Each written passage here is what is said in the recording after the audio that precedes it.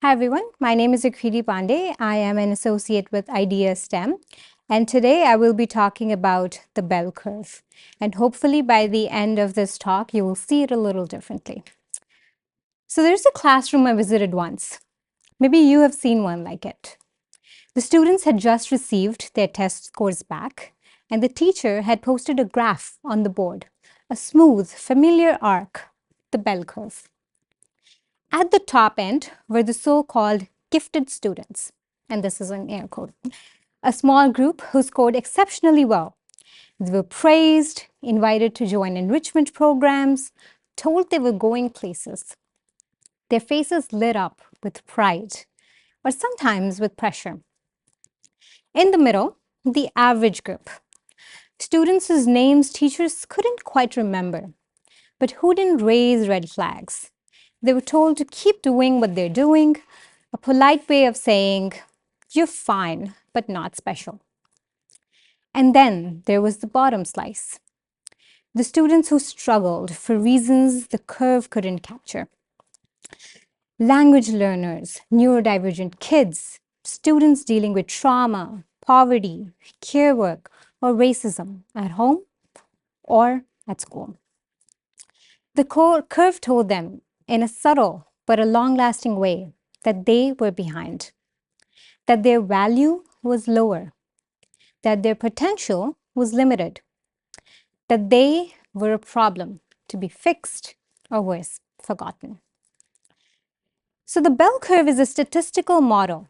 It assumes that most people fall in the middle, the average, with a few outliers on either end. It's neat, predictable, easy to test. But here's the problem.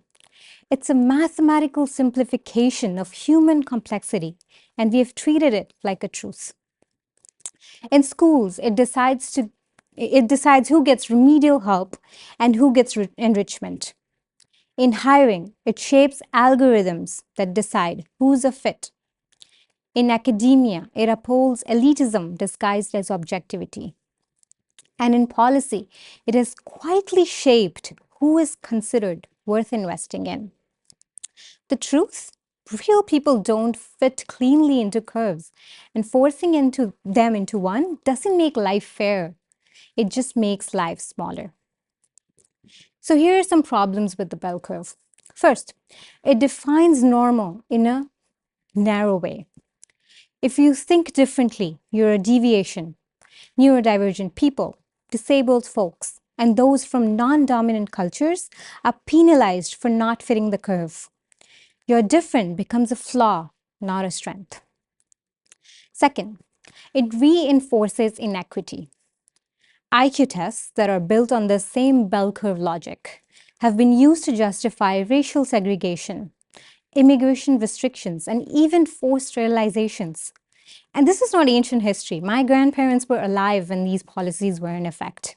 Some communities still live with their consequences. Third, it creates self-fulfilling prophecies. If you're told you're below average, you may start believing it. If you're told you're gifted, you may start fearing failure. Either way, your potential becomes a number, detached from your context, your growth, and your humanity. And here's the kicker. These curves don't just measure, they shape the systems around us. Once you believe most people should be in the middle, you start designing schools, workplaces, and policies that expect, even demand, conformity. Think about hiring algorithms. They're trained on past successful candidates, often reproducing the same gender, race, and educational backgrounds. That curve decides who even gets an interview. Think about healthcare. Patients who don't present typical symptoms, women, racialized people, persons with disabilities, are more likely to be dismissed, misdiagnosed, or undertreated. The curve of normal health data leaves them invisible. Think about research. Entire populations are excluded from clinical trials, so the results will fit a clean curve. And then we act surprised when treatments don't work for everyone. So, What if we stopped asking, how do we rank people, and started asking, what do people need to thrive? Imagine education that sees multiple kinds of intelligence: musical, emotional, spatial, relational, not just linguistic or mathematical. Imagine research that values lived experience as data. Imagine workplaces where collaboration and creativity matter more than conformity and credentials. Because ability is not fixed. Success is not standardized. And the bell curve, it was never meant to measure your worth. Now, this isn't about throwing the bell curve out of the curve. It's about replacing it with something better. In schools, you can assess growth over time, not rank against peers. In hiring, you can evaluate portfolios and real world problem solving, not just standardized credentials.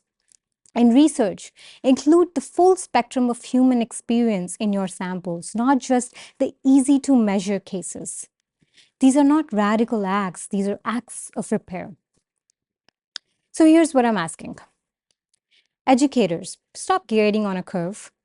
Leaders, redesign systems that reward difference instead of punishing it. Researchers, question the assumptions around the tools. Who's being left out of your models? And all of us, when we label people as low, average, or high, ask instead, what might this person need to thrive? Back in their classroom, the bell curve stayed on the board for the rest of the week. Every time students looked up, they saw exactly where they stood. For some, it was a source of pride. For others, a quiet shame. No one saw the late night studying after a long shift at work. No one saw the creativity poured into a weekend project. No one saw the resilience it took to just show up. Because the curve couldn't hold those stories, it never could.